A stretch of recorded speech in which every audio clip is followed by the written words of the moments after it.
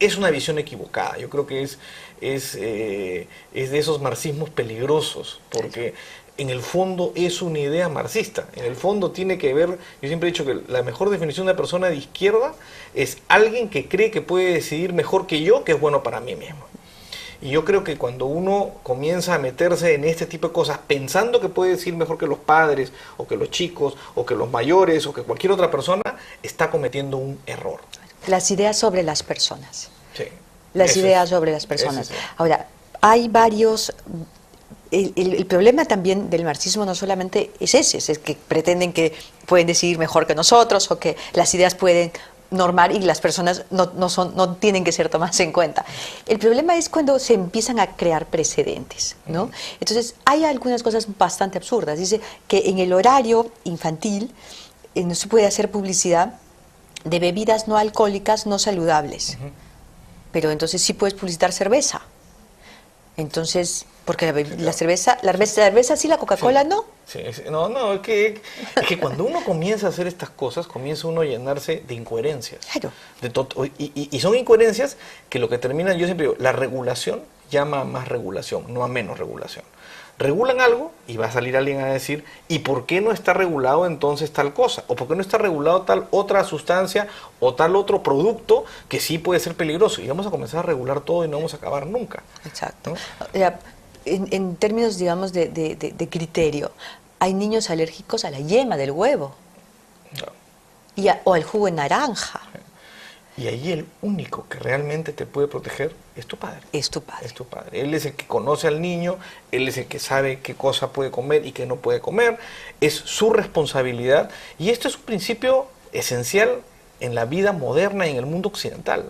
Los padres son los responsables de los hijos. Y el principio de autonomía de ellos y de libertad implica que los padres son los responsables de lo que ocurre con sus hijos. Solo en casos extremos, muy extremos, el Estado puede intervenir. Y les puedo asegurar que una hamburguesa no es un caso extremo. De ninguna manera, menos una Bembos, que es hecha en una parrilla. Sí. ¿No es cierto? Y claro, la mayonesa en extremo seguramente es dañina, pero todo en extremo es dañino. Y el paso siguiente va a ser que nos van a decir que también tienen que regular lo que cocinamos en la casa. Claro.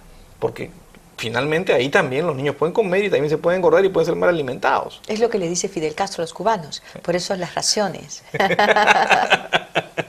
¿No es cierto? Es que provoca reírse, porque uno lee esta ley y en verdad parece escrita por uno de los personajes a los que ellos fustigan, ¿no? Dice que está prohibido, en efecto, usar argumentos o técnicas que exploten la ingenuidad de los niños y de los adolescentes de tal manera que pueda confundirlos o inducirlos a error respecto a los beneficios nutricionales del producto anunciado. ¿Qué significa eso?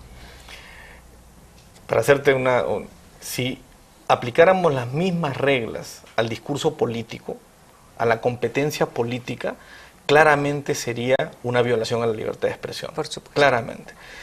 Y yo les puedo asegurar que el discurso político hace más daño que las hamburguesas. ¿Ya?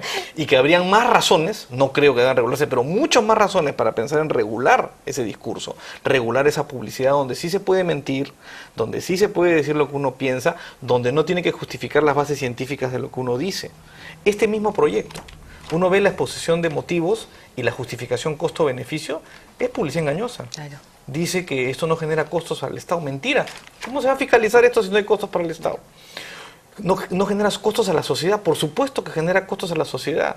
Eleva los costos de los productos, eleva el número de opciones, reduce la cantidad de trabajo, etcétera, etcétera. Entonces, sí tiene costos. Lo que pasa es que quieren sancionar por publicidad engañosa a alguien cuando ellos, en su propio proyecto, está basado en una publicidad engañosa de lo que el proyecto es. Y cuando es muy probable que la mayoría de los que llegaron al Congreso hayan usado publicidad engañosa para que voten por ellos. Y se han aprovechado de la ingenuidad de las personas. Exactamente. Exactamente lo que dicen que no se debe hacer.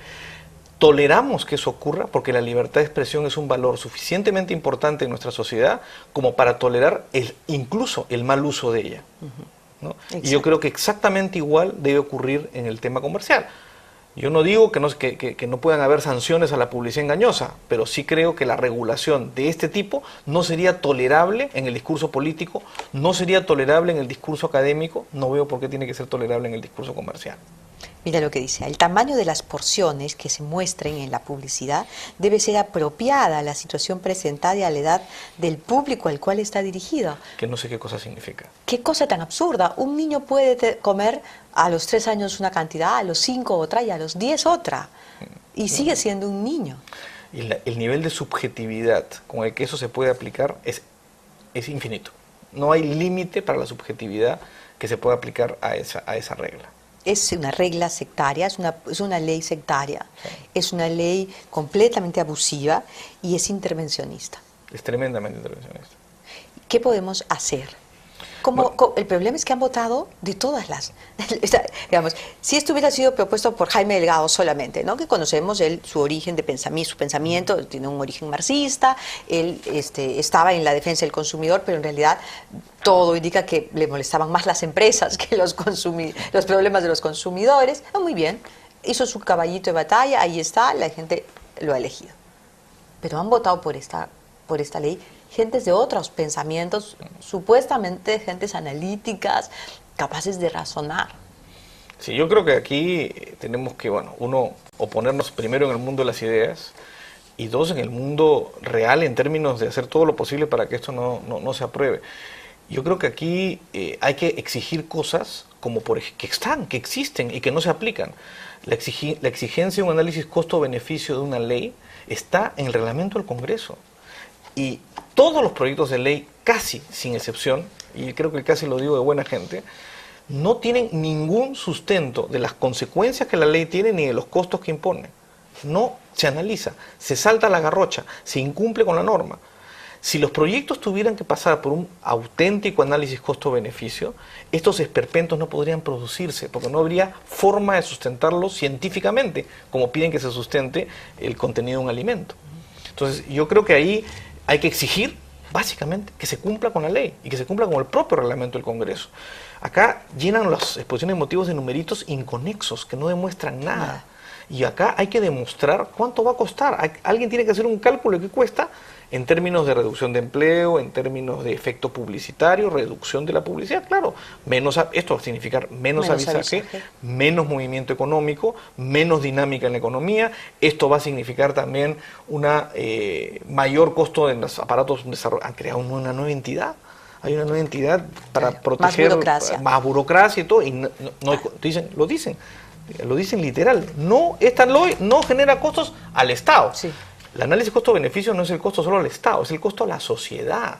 Lo que le cuesta a los particulares tiene que incorporarse en el análisis. Pero además, respecto al Estado, es una mentira lo que dice acá, porque al Estado sí le va a costar esta ley, le va a costar fiscalizarlo, ¿no? Esperemos que el Ministerio de Economía, que usualmente piensa y razona un poco, note esto y persuada al presidente que si esto llega a pasar, lo tiene que observar. Y tiene razones de forma, no ha cumplido con lo que dice el reglamento del Congreso, y de fondo, porque efectivamente hay problemas serios en implementar una norma de este tipo. Además, el inspector no va a intervenir a la señora de los chinchules, que usa un aceite 50 veces, ¿no es cierto?, sino a la empresa formal.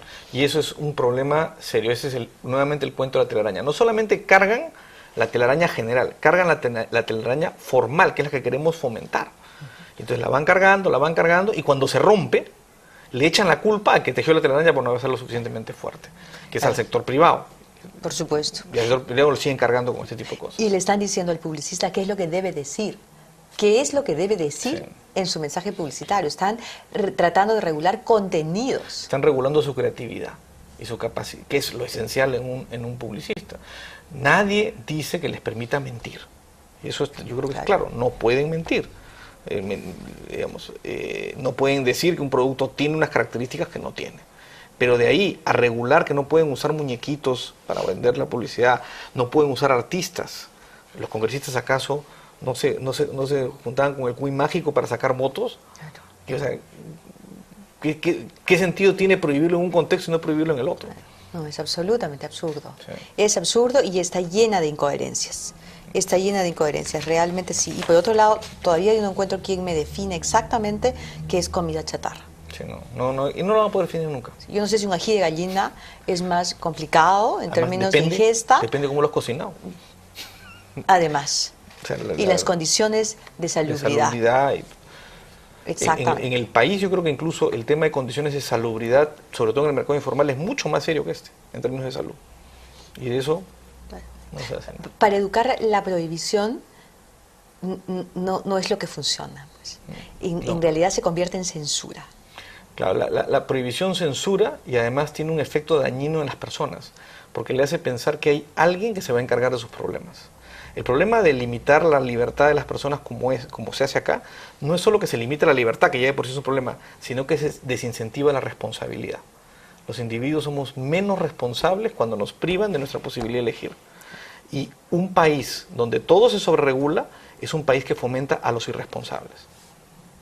A los irresponsables y a los que les pagamos sueldos para que escriban estas tonterías. Que son doblemente irresponsables. Doblemente irresponsables. Porque la parte de la salud es absolutamente loable, pero no necesitaban meterse a tratar de cuestionar y regular criterios, creación. En las políticas generales de las facultades que los ministerios tienen, está perfectamente permitido y es posible y están facultados para hacer eso.